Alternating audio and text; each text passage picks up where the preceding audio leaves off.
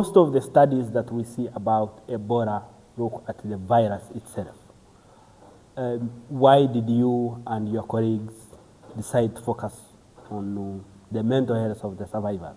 Mental health is very, very important, an important consideration. Yet research has, on a number of occasions, actually many times, not paid enough attention to that. And why in the case of Ebola,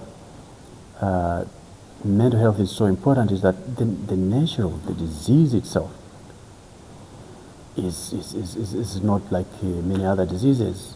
You know, when you consider from the time someone is suspected of having the disease, the nature of evacuation of these suspected cases, you know, it draws a lot of, it causes a lot of stigma, because, and before we even go very much into that, it needs to be understood that stigma is, why stigma is so important is that in the case of Ebola, it is the fear, it comes from the fear of contagion and the fear of catching the disease, in other words.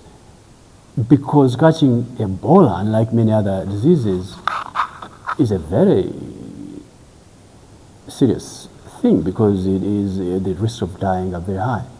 So the stigma comes in a sense that those who are suspected, even families, are thinking of, you know, they being discriminated against, being blamed, because that's what usually happens when survivors, long after the disease has, someone has recovered from the disease, they are discriminated against. They still think that they can infect, community members may think that they can still infect others. So it is a very important thing. During evacuation, the stigma comes from the fact that everyone is looking at them, and the community members, I think, are looking at this person as someone not to be associated with.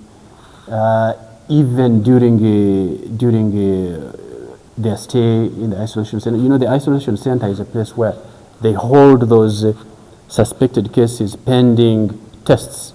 Now, these tests can come out positive or negative. Yeah. So while they are there, the way they are treated,